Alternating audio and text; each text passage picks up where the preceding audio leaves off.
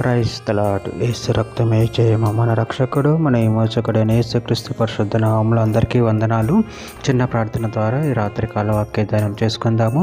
పరిశుద్ధుడ మహాగణుడైన దేవ యేసయ్య, సర్వాధికారి నాయన, మీకే వేలాది వందనములు, కృతజ్ఞత, స్తుతి స్తోత్రం చెల్లించుకుంటున్నాను దేవ రాత్రికాల సమయంలో ప్రభు వాక్య భాగం ధ్యానిస్తుండగా వాక్య భాగం మాకు అర్థమవుడు సహాయం చేసి మీ కృపలో బలపరిచి మీకు మాదిరిగా మమ్మల్ని నడిపించమని ఈ చిన్న ప్రార్థన యేసుక్రీస్తు పరిశుద్ధ నామములో అడిగి వేడుకుంటున్నాను తండ్రి. Amen amen.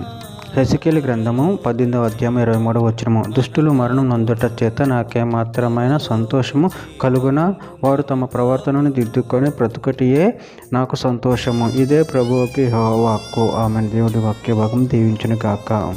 ప్రభునందు ప్రియులారా, ఇక్కడ వాక్య భాగంలో గమనించినట్లయితే దుష్టులు మరణొందుట చేత నాకేమాత్రమైన సంతోషం కలుగున, వారు తమ ప్రవర్తన దిద్దుకొని బ్రతకటే నాకు సంతోషము. ఇదే ప్రభువుకి యెహోవా హక్కు.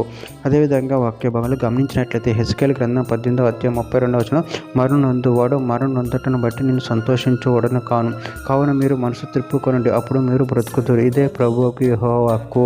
హెజెకియేలు గ్రంథం 33వ అధ్యాయం 11వ వచనంలో, కాగా వారితో ఇట్లనము, నా జీవము తోడు దుర్మార్గుడు మరణం నొందట వలన నాకు సంతోషం లేదు. దుర్మార్గుడు తన దుర్మార్గత నుండి మరలి బ్రతుకుట వలన నాకు సంతోషము కలుగును. కాబట్టి ఇశ్రాయేలులారా, మనసు త్రిప్పుకొనండి, మీరు దుర్మార్గత నుండి మరలి మనసు త్రిప్పుకొనండి, మీరెందుకు మరణము నొందుదురు. ఇదే ప్రభువుకు యెహోవా హక్కు. తిమోతికి రాసిన మొదటి పత్రిక 2వ అధ్యాయం 4వ వచనం, ఆయన మనుషులందరూ రక్షణ పొంది సత్యమును గూర్చిన అనుభవ జ్ఞానం గలవారే ఉండేవారని చేయించుచున్నాడు. పేతురు రాసిన 2వ పత్రిక 3వ అధ్యాయం 9వ వచనంలో, కొందరు ఆలస్యమని ఎంచుకున్నట్లు ప్రభు తన వాగ్దానము గూర్చి ఆలస్యం చేయవాడు కాడు, కానీ ఎవడునూ నశింపవాలని ఇచ్చయింపక అందరూ మారు మనసు పొందవాలని కోరుచు మీ ఎడల దీర్ఘశాంతం గలవాడై ఉన్నాడు. కీర్తనల గ్రంథం 147వ అధ్యాయం 11వ వచనం, తన యందు భయభక్తులు గలవారి యందు తన కొరకు కనిపెట్టు వారి యందు యెహోవా ఆనందించువాడై ఉన్నాడు. మీకా గ్రంథం 7వ అధ్యాయం 18వ వచనంలో, తన స్వాస్థ్యంలో శేషించిన వారి స్వదోషమును పరిహరించి వారు చేసిన అతిక్రమముల విషయమే వారిని క్షమించు దేవుడినైనా నీతో సముడైన దేవుడున్నాడా.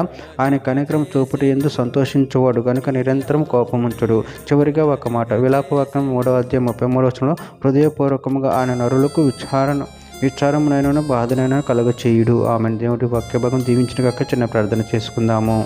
పరిశుద్ధుడ మహాగణుడైన దేవసేయ, మీరు ఇచ్చిన వాక్యదాన్ని ప్రభు మీకు కృతజ్ఞత చెల్లించుకుంటూ, నాయన మా ప్రవర్తన మేము సరి చేసుకుని నీ వైపు తిరిగి నిన్ను మహిమపరచవలసిన శక్తిని వలన మాకు అనుగ్రహించి మీ కృపలో బలపరిచి స్థిరపరచమని చిన్న ప్రార్థన యేసుక్రీస్తు పరిశుద్ధ నామములో అడిగి వేడుకుంటున్నాను తండ్రి. Amen amen.